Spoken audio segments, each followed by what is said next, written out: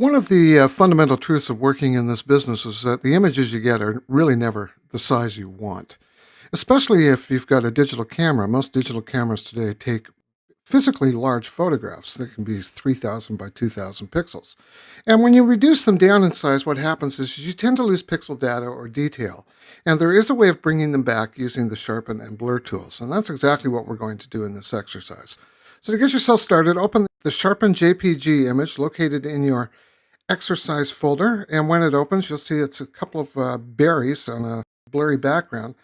But if you take a look down here in the size, you'll see that this image is 2,592 by 3,872 pixels in size. This was taken with a Nikon camera, so it's a pretty high resolution image.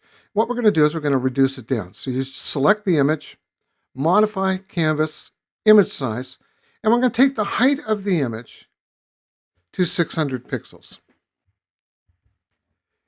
And because it's going to be scaling in proportion, I've selected constraint proportions here, I'm not going to be introducing distortion. So I click OK, and the image, as you can see, shrinks. Well, really what it shrinks to is 10% view size. You can see it right there.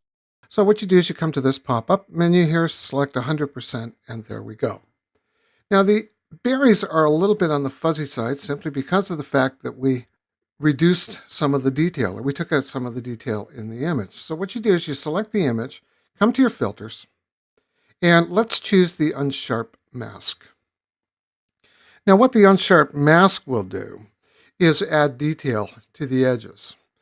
The sharpen amount controls how much darker and lighter the edge borders are going to become. Pixel radius is how far out it goes, and the threshold controls how far apart adjacent tonal values have to be before the filter does anything.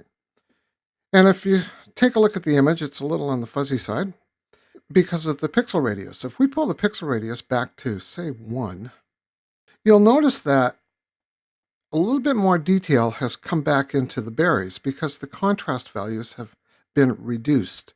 And if I reduce the sharpen amount, not much is going to happen, but if I take it up to there, you can see that you've now really gone crazy with it, and you're starting to destroy the integrity of the image. The sharpen amount is something that you just need to use with a high degree of subtlety. You can click Cancel. Another technique that you can use is right here, the blur. The blur filters are a lot of fun. You have the traditional Gaussian blur filter. You can see that as you apply it, you can really blur out the filter. And if you do this sort of thing, you get the edges, so you're going to have to make images a little bit bigger because it tends to shrink on the edges. And you can get some really interesting blur effects, especially if you were to, I'm going to cancel this, if you were to take the berries out, put them in front of this blurred out image, they would be in very stark contrast to the image. Other blur filters, of course, are motion blur filters. You can set the angle of the blur, you can see. So if I take the blur like that, and then take the distance up, you can see that it moves the image. Another blur filter that's available to you is a radial blur. This is sort of looking at it and spinning it, and you can see that the spin really comes into play. Quality settings, if I set up to a quality of 100%, it's just basically going to make the blur that much smoother. Cancel that.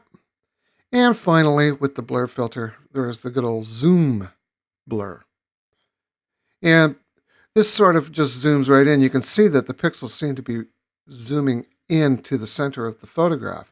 If I take the quality up to 100, it just makes the definition a little bit stronger. And I can really, jack the zoom amount, say to 70.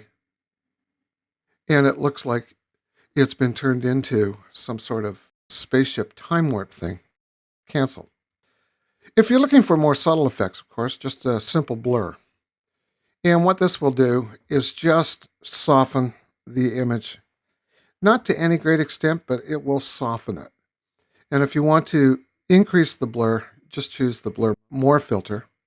And if you want to get rid of them, as I pointed out earlier, just select the name of the filter, press the minus button here, and away you go.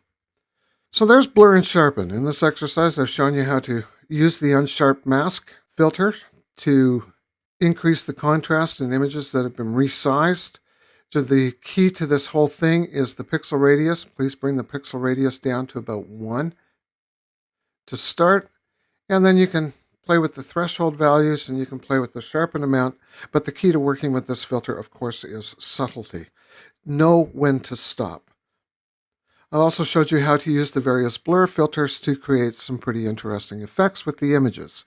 Again, the effects can tend to be overused, so I'm going to urge you again, subtlety.